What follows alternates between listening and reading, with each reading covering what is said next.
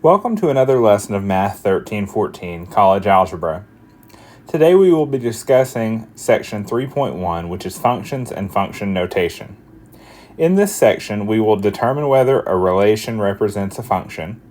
We will find the value of a function, determine whether a function is one-to-one, use the vertical line test to identify functions, and graph the function listed in the library of functions. To get started, we need to have some definitions so you'll understand the terminology that's used when discussing functions. Let's go ahead and get started. Okay, here are some important definitions for this section. A relation is a set of ordered pairs. So this is relating one variable to another, and you have a set of ordered pairs that describe that. An input, sometimes referred to as the independent variable, is the first coordinates in an ordered pair in a relation. The dependent variable, or the outputs are the second coordinates in an ordered pair in a relation. The domain is the set of all of the inputs in a particular relation, and the range is the set of all outputs in a relation. So usually the domain values are the x values, the first coordinates, and the range is the outputs or the y values. One more important definition, and the name of the section we're discussing, is a function. A function is a relation in which each possible domain value leads to exactly one range value.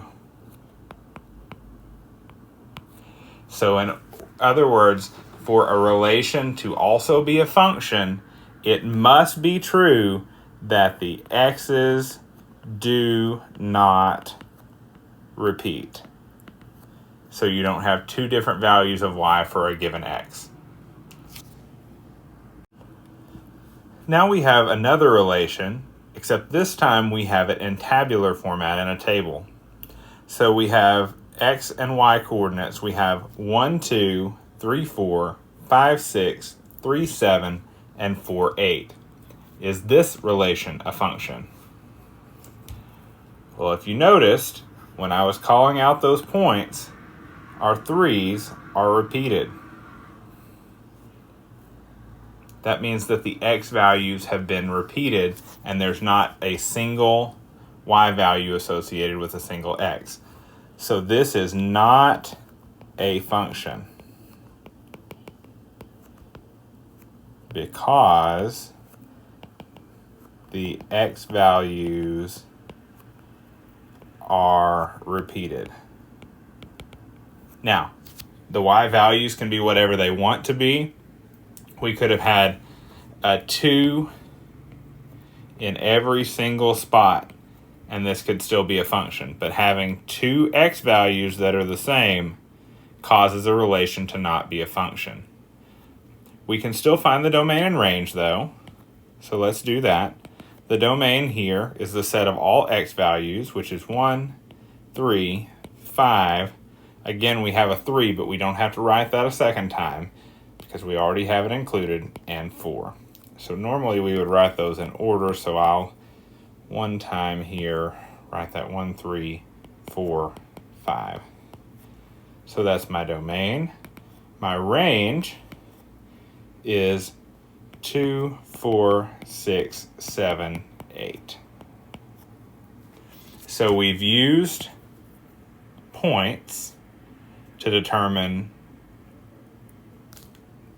whether a relation was a function, and we've used a table. Now can we use a graph to tell us whether a relation is a function or not? Let's give it a try. how can we look at this graph or any graph and determine whether we have a function or not? Well, there's a useful rule called the vertical line test, which says that if there is a vertical line that passes through the graph of a relation more than once, then that relation is not a function. But if you draw any vertical line in a relation and none of those lines cross more than once, then you have a function. So I can draw a line through here. Oops, let's switch to a pen. So I can draw a vertical line here, only crosses once. Vertical line here, only crosses once. Vertical line here, only crosses once. Now I could do that an infinite number of times, and I would find that all of those lines only cross once. So this is a function.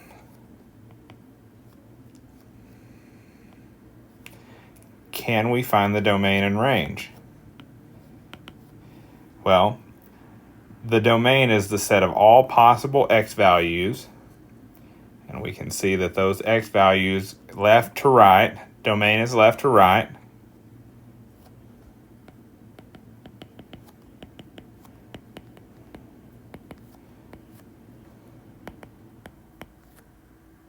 And we can't actually list those out, so we don't need curly braces. We'll have to use interval notation. This is the set of all real numbers from negative infinity to positive infinity.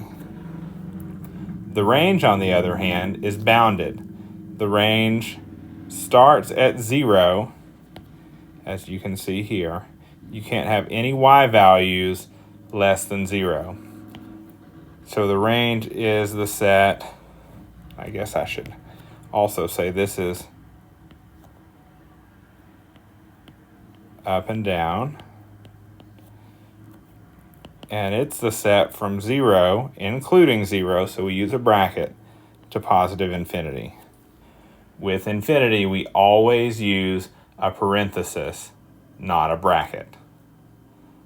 Let's try another and see if we can use the vertical line test to determine if it's a function. What happens if we're given an equation? Can we determine whether a function, whether a relation is a function just from an equation? Well, the way we do that is to find a function of y in terms of x. In other words, y equals some stuff. Or, if you prefer, y equals something. So if we can get an equation in terms of y equals something, then we'll have a function. But it can only equal one thing. And we'll see in an example here shortly where something y equals is more than just one thing. Can we solve this equation, 2x plus 3y equal to 5, for y? Well, the first thing I can do is subtract 2x, and I get 3y is equal to negative 2x plus 5. Then I can divide both sides by 3, and I get y is equal to negative 2/3 x plus 5/3. Is that an equation, a function of y in terms of x? Is it y equals something? Yes, that is a function. Let's try another. This time we have a lot more terms. We have y plus 4x squared plus 3x is equal to 9. Is this a function? Can we write it in terms of just y? Well, on the left-hand side, we can subtract 4x squared. We can subtract that from both sides. So we get y plus 3x is equal to negative 4x squared plus 9. Now, you could have written 9 minus 4x squared. That's fine. We can subtract 3x from both sides, and we're left with y is equal to negative 4x squared minus 3x plus 9. Is that a function of y in terms of x? Well, we have y is equal to something. So that is a function. Let's try one more example. Okay, let's do one more example where we have y squared plus 2x minus 1 is equal to 0. Is this a function? Well, let's try and solve for y. Let's first add 1 to both sides. We get y squared plus 2x is equal to 1. Then we subtract 2x from both sides, and we get y squared is equal to negative 2x plus 1. Okay, now to get rid of that square root, or that square, we need to use the square root. Well, when we introduce the square root, we can drop the square,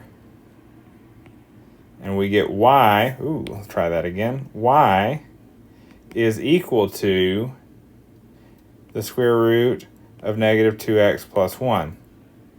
But what this really means using that square root, remember back to when we were doing that with equations, when you take the square root of something squared, you have to do the positive and the negative square root. So we have y equals the square root of negative 2x plus 1, or y equals the negative square root of negative 2x plus 1. So is this a function?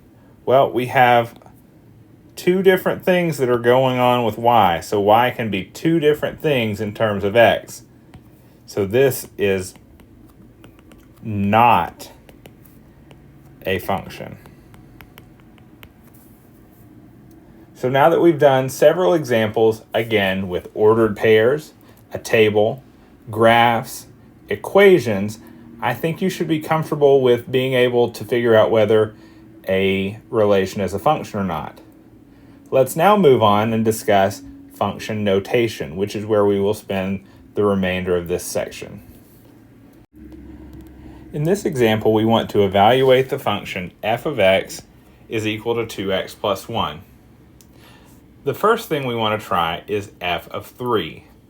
What is f of 3? Well, that means that we take the value 3 and plug it in everywhere we see x. So that's 2 times 3 plus 1. 2 times 3 is 6 plus 1 is 7. So that gives us the ordered pair 3, 7. This is our y value, and this is our x value. Okay, let's try another example. Let's evaluate f of 0. Well, in this case, we plug in 0 for x. 2 times 0 is 0, plus 1 is 1. There's our y value. So we have 0 for x and 1 for y. What if we don't have a specific value? What if we're just plugging in a variable like m? Well, much in the same way, whatever our input is, we plug that in for the variable.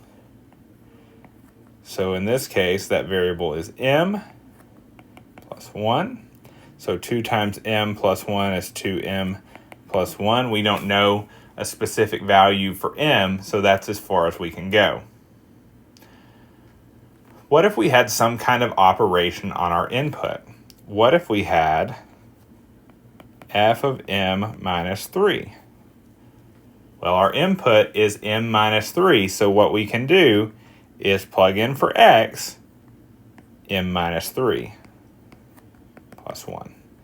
This time we can distribute to simplify a little bit.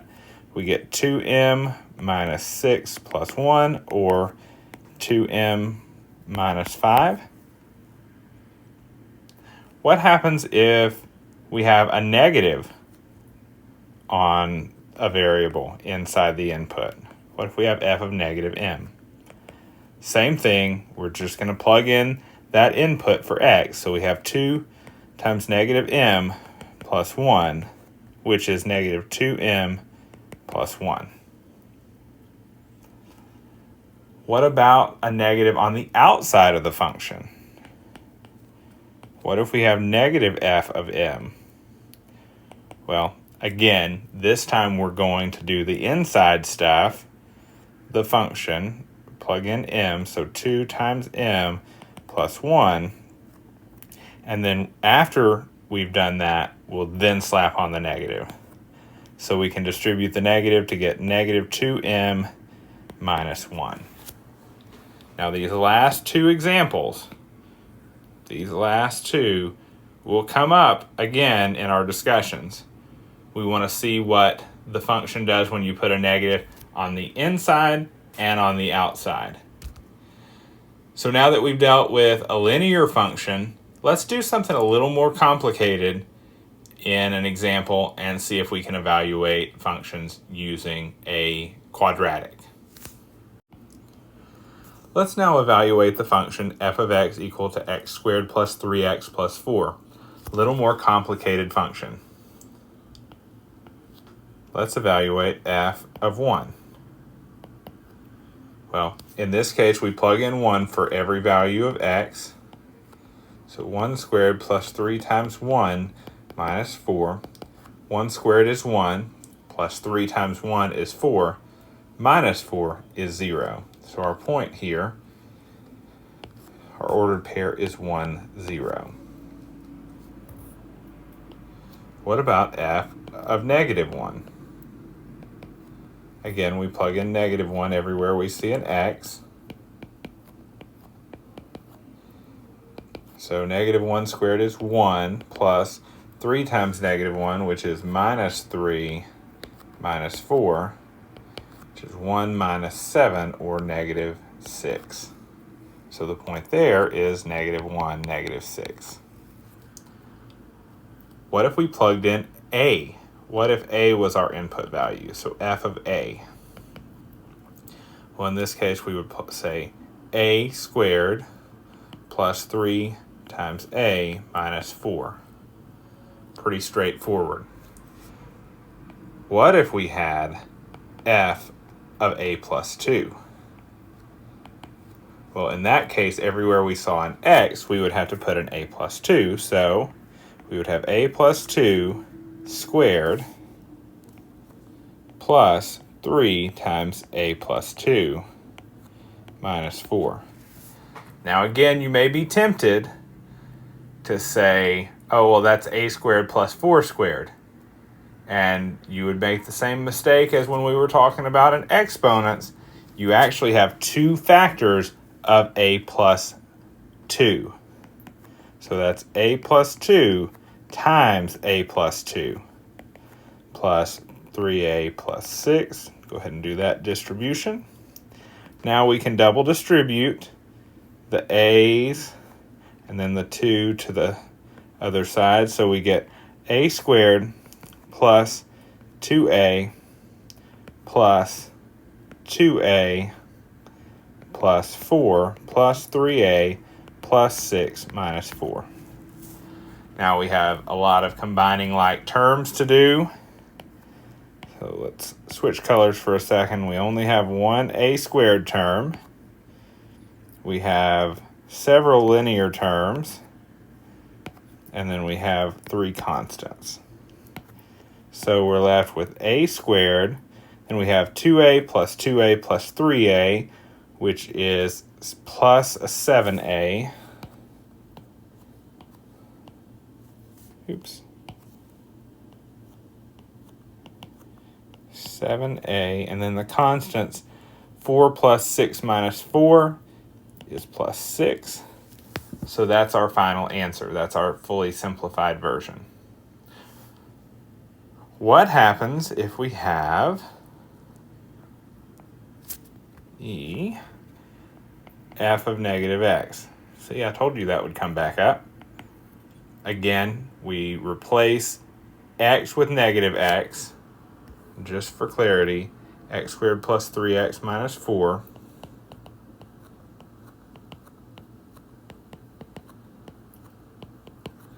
Okay, so negative x squared is negative x times negative x, which is positive x squared.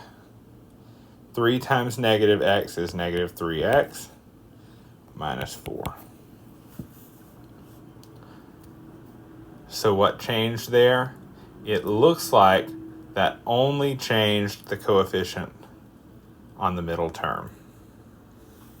Okay, one more. What happens if we put the negative in front of the function? Well, we put the negative and then the entire function, x squared plus 3x minus 4 on the inside. And so we distribute to get negative x squared minus 3x plus 4. Again, this time the sign changed on every term. Okay, it's a number of examples of evaluating that function. Let's try another. In the previous examples, we've used inputs for a function to find the outputs. Now what we want to do is to find the input if we're given the output. Let's try just a simple example of finding an output first. Let's find f of 2 for 3x plus 2. Well, we plug in 2 for x. 3 times 2 is 6 plus 2 is 8. So that's f of 2. What if I was given that f of x is equal to 20? Well, how can I figure that out? Well, I now have two different values for f of x. I have that f of x is equal to 20 and that f of x is equal to 3x plus 2.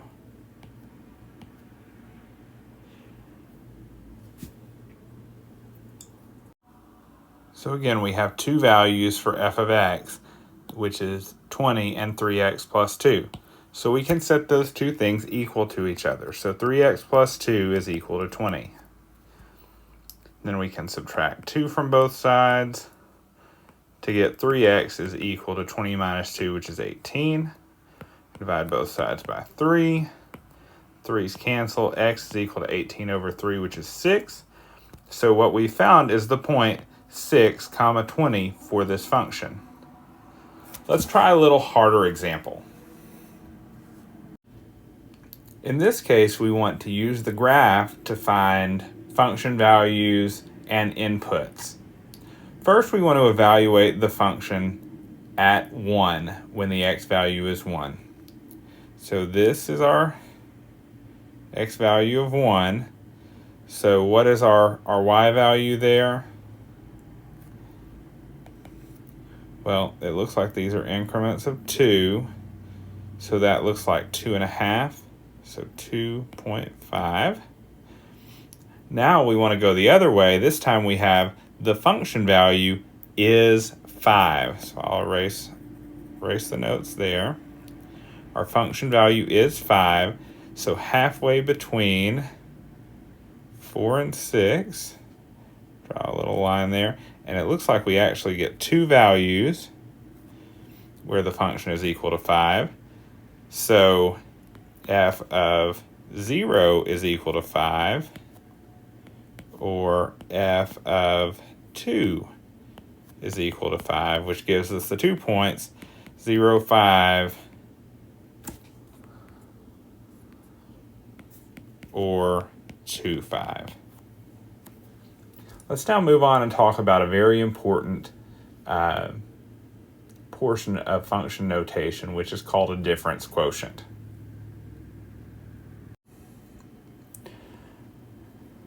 We'll move on to talk about the difference quotient, which is probably the most difficult part of this section and not impossible. We can do it. We have the tools to do it. It's just functions. The meaning of what a difference quotient is really beyond the scope of this class, but it has applications in calculus, and being able to compute these things will be very helpful down the road. But for what it means now, we just need to be able to plug in the value x plus h as the input to the function, x into the input of the function, and then divide the whole thing by h. So that means we'll end up having three different steps. We'll have the part where we plug in the x plus h, then we subtract the f of x, and then we divide by h. Let's do an example using the difference quotient.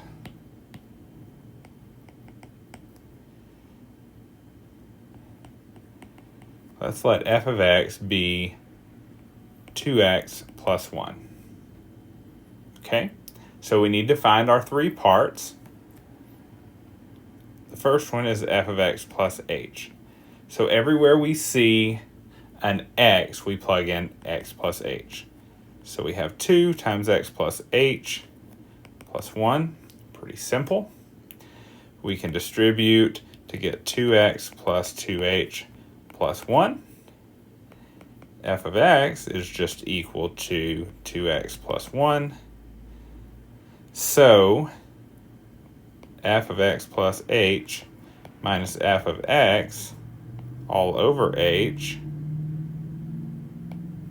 is equal to 2x plus 2h plus 1 minus 2x plus 1 all over h.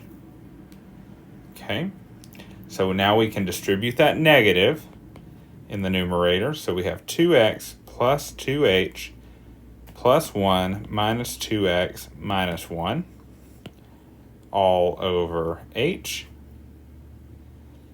And then we see that the 2x's will disappear. So we have 2x minus 2x.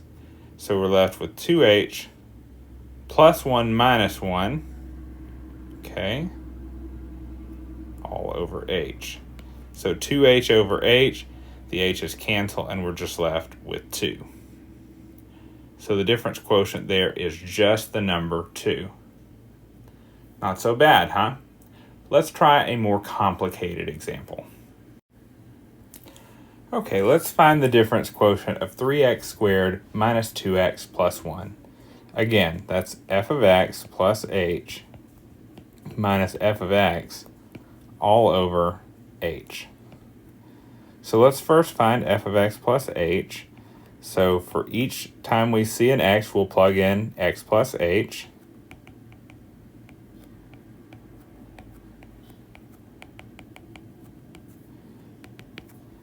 Okay, so we can simplify that a little bit.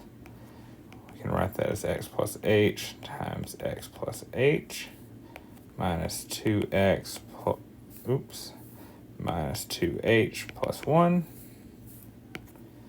And then we double distribute to get 3 times x squared plus 2xh plus h squared minus 2x minus 2h plus 1. Okay, we can simplify that a little further. Again, we have 3 times that whole quantity to get 3x squared plus 6xh plus 3h squared minus 2x minus 2h plus 1. Okay, I don't think there's any more simplification we can do there. So what we can do is start rewriting this as f of x plus h minus f of x. So f of x plus h minus f of x all over h can be rewritten as 3x squared plus 6xh plus 3h squared minus 2x minus 2h plus 1 minus, I'll zoom out just a little bit, 3x squared minus 2x plus 1. Okay, all over h. So that's equal to, we can distribute that negative, 3x squared plus 6xh plus 3h squared minus 2x minus 2h plus 1 minus 3x squared plus 2x minus 1. That's distributing the negative all over h. So the 3x squareds cancel. The negative 2x plus 2x cancels. Positive 1 minus 1 cancels. And we're left with, oops, I'll write that back in black here. 6xh plus 3h squared minus 2h all over h. Okay, and then we can factor out an h to get h times 6x plus 3h minus 2 all over h. Those cancel, and I'm left with 6x plus 3h minus 2.